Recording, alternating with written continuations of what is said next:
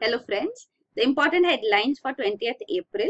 The news items picked up from the Hindu newspaper are these 14. We'll look at them in detail. The first one, Modi shows red light to beacon of VIP privilege. So Prime Minister Narendra Modi has approved this modification to the rules, Central Motor Vehicles Rules 1989. So these allowed central and state governments to nominate dignitaries who could use red lights on vehicles. So now this would not be allowed. So this modification has been done, means neither the center nor the states can provide for this to dignitaries. This would be only available to emergency services, that is ambulance, fire brigade and police vehicles. And that too they would use blue lights, means red lights will not be permitted to any vehicle. So this is the latest development. The next is conspiracy charge against Advani in Babri case revived. So this we have already discussed earlier in detail. It's the 7th March news when this was discussed completely in detail about the case in Raebareli court, the case in Lucknow court, and now the Supreme Court wants to merge the two cases because on a technical flaw, the case was dropped against L.K. Advani and other leaders here. So this is being revived by the Supreme Court now under its extraordinary constitutional powers under Article 142. So it's ordered a joint trial of this Babri Masjid demolition case. So here L.K. Advani, Murli Manohar Joshi, Uma Bharti, they are accused. So this is the latest development.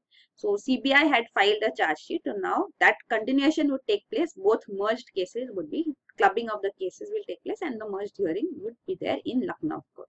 So this is the news. You can go through, I'll give a link, the 7th March link for the video in which this has been discussed in detail can be gone through if you want to know the details again. Next is PHFI loses FCRA license for lobbying. So this is now Ministry of Home Affairs cancelling the FCRA, Foreign Contribution Regulation Act license of Public Health Foundation of India. So this is another NGO being clamped down. This is the largest public health advocacy group in India.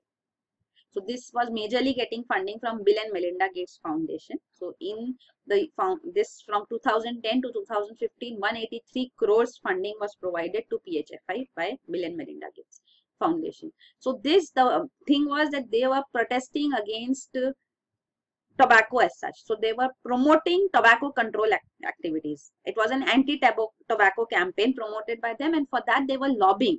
So they were lobbying with parliamentarians, media and the government. So they are trying to influence. Lobbying is trying to influence them. So this is actually, lobbying is not allowed under FCRA, the government says, and that is why their license has been cancelled. So they had this FCRA license issued to them in 2016, which was valid till 2021, but now it has been cancelled. So another clampdown on NGO. The next is not for 16.15 lakh VVPAT machines. So what we discussed yesterday, the Election Commission said urgently funds should be released, and the government has done that. Funds have been released. So now VVPAT machines will be available and will be connected to all EVMs for the Lok Sabha elections of 2019. So this is there. You can see the detail here. The ballot slip contains the name, serial number and symbol of the chosen candidate. So when you press the button on the EVM machine, it will show you the name of the candidate, the serial number as such and the symbol. So this detail will be there on the screen window, which will be there in front of you. So that paper will be through a screen window. So for 7 seconds, it would be there in front of you. You can check if your vote was correctly recorded or not. So this is the VVPAT machine. And the paper would not be given as a printout or as handed over to the voter. It would stay inside the machine. So later at any point of time, there's an audit trail required that can be done. So that is VVPAT, right? So this is there. So Supreme Court had actually ordered for this and asked the Election Commission to make provision for it for the 2014 Lok Sabha elections. So this was the order of October 2013 from the Supreme Court. But then it was not possible. But now for 2019, Election Commission is making provisions. Government has released funds. The next is 2022 Asian Games to open up arena for esports enthusiasts. So now 2022 Asian Games, which will be held in Hangzhou in China. Here esports will also be there. Electronic sports means what we understand as video games. So there will be medals for this too. So this in 2018 Asian Games, which will be held in Indonesia, there will be a demonstration on this, and then actually it would be introduced as a competitive sport in 2022. So this is the latest development. The Olympic Council of Asia, which conducts Asian Games, it's collaborating with Ali Sports, a unit of China's Alibaba Group, to bring esports to the game. And in Asian Games, so there are traditional Olympic sports also, and now these modern e-sports would also be included. So one example is given of Sepak Takraw. So this is a combined feature of soccer, volleyball and kabaddi. So this is kabaddi, which is dominated in India too. So this is a traditional Olympic sports also part of Asian Games. Then next is China names 6 areas in Arunachal. So Arunachal Pradesh, which is disputed by China, it claims Arunachal Pradesh to be part of Tibet and therefore part of China. It calls it South Tibet. So this is the name for Arunachal Pradesh in China. So it has renamed 6 places in Arunachal. Arunachal Pradesh is under our control, but China claims it. So that's the thing. So they have renamed 6 places. So in these standardized Chinese characters, Tibetan and Roman alphabets as such. So they're trying to assert their sovereignty here. But then it's under Indian control and we have it's completely under us. So this is what China wants to be the line, border between India and China, and this is South Tibet. That is what they claim, but the actual line is this. This is the Arunachal Pradesh state. Then next is tax evaders get government relief to declare assets. So this is the Pradhan Mantri Garib Kalyan Deposit Scheme. So if you remember, this was at the time of demonetization that government had announced in December 2016 that those who have black money, they can put in the amount, the unaccounted money into banks under this scheme as such. So they would be immune from proceedings if there is no other criminal activity associated with it. So this was the scheme. The deadline for this was March 2017, but now it has been extended to April 2017, 30 April. So this is there. So these are the main features if you remember. There will be a tax and penalty to be paid at around 49.9%. It's almost 50%. Then another 25% should go in this Pradhan Mantri Garib Kalyan Deposit Scheme. So 75% would be this. 25% would be locked in for 4 years. And no interest would be paid on it. So this was there. At least you would be safe from prosecution. So if you have any black money, it can be put into this yojana.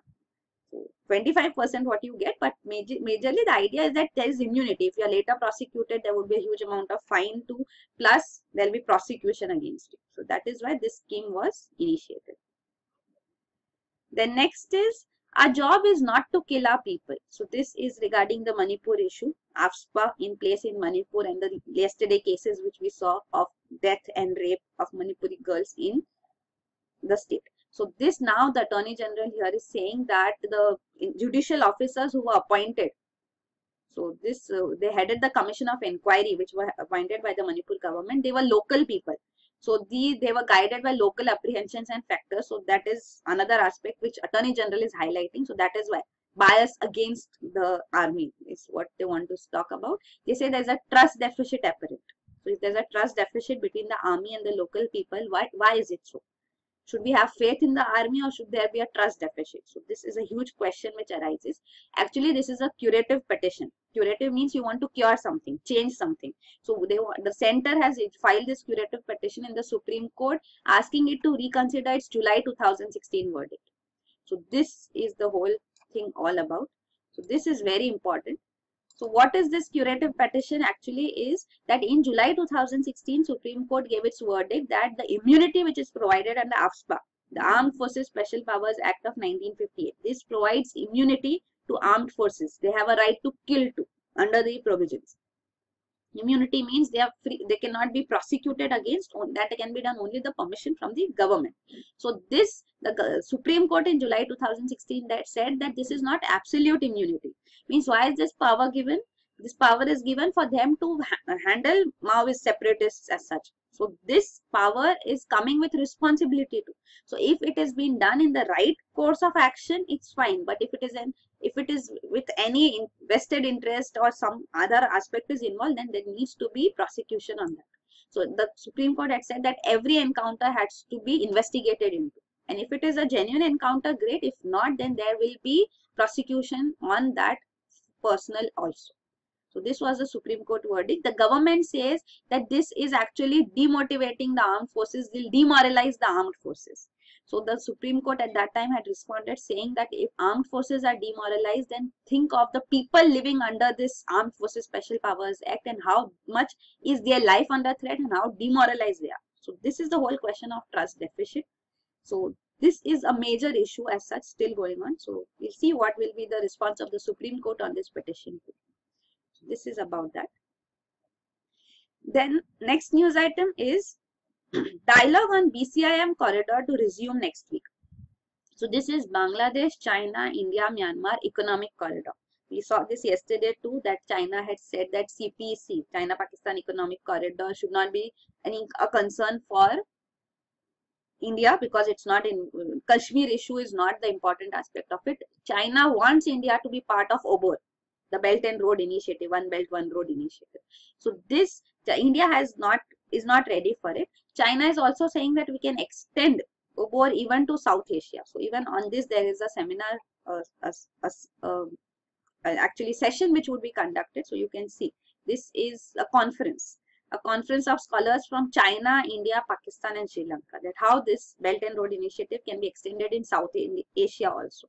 So this is one aspect, and China had also said that we can even link BCIM to OBOR. So BCIM is Bangladesh, China, India, Myanmar corridor. So this, for the last 2 years there was no meeting on it, and now the next meeting is scheduled in Kolkata. So this has again been revived. Negotiations which were stalled have been revived. So BCIM you can see. So it's an economic corridor. So this you can see. So it's from Kunming in China, then it will go through Myanmar. You can see Mandale, these regions, and it goes through northeast, then through Bangladesh, and then to Kolkata. So it's from Kolkata to Kunming is the BCIM corridor, Bangladesh, China, India, Myanmar corridor. So this will be the infrastructure development taking place. These are the others which we discussed yesterday also. The other projects in operation or at least in discussion. This is also still being negotiated. So that is here.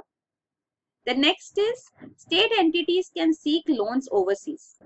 So now the state government entities which want international funding, they can, for infrastructure projects, large infrastructure projects, they would be facilitated that such financing can be provided. Because what happens is when funding is provided to these state agencies, then the state government also gives a guarantee, central government will also give a guarantee, and state government has to put in the provision under its borrowings. So because these are again borrowings, so it becomes part of FRBM. Fiscal responsibility and budget management law of the state. So this actually sometimes makes it difficult for the state government to allow for this foreign funding coming in.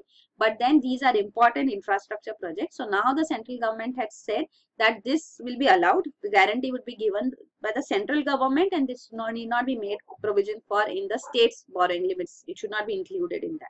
So this, it says a section of state entities, means these state agencies with revenue of 1,000 crore or more, means the state agencies are doing well. So these are who are working on infrastructure projects worth 5,000 crore or more. So these will be permitted to directly take money from funding agencies, international funding agencies, to on the basis of central government guarantee. So this is the latest development. So you can see, so this is called official development assistance, which is given by various countries to developing countries and even by multilateral agencies. So this is at a concessional rate.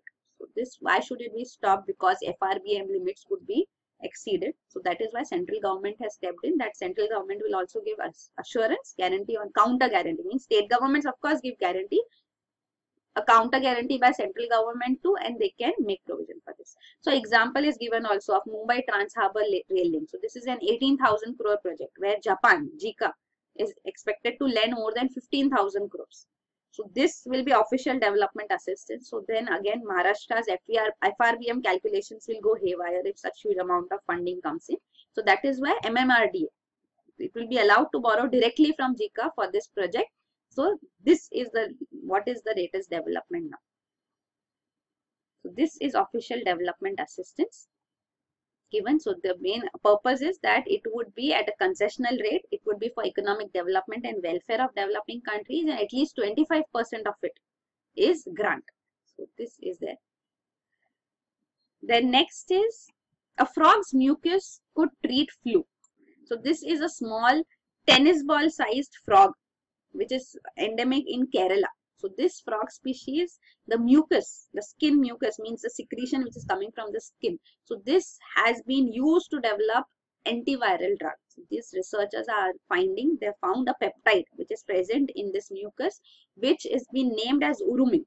So urumin is the term which comes from urumi. So this is a sword with flexible blade that snaps and blends with a whip. So it can, that is the urumi term. So this has been used to name this peptide urumin. So this urumin, it has the capability to neutralize dozens of flu strains, from the traditional viruses to even the recent swine flu. So this is being further researched upon. This is the latest development.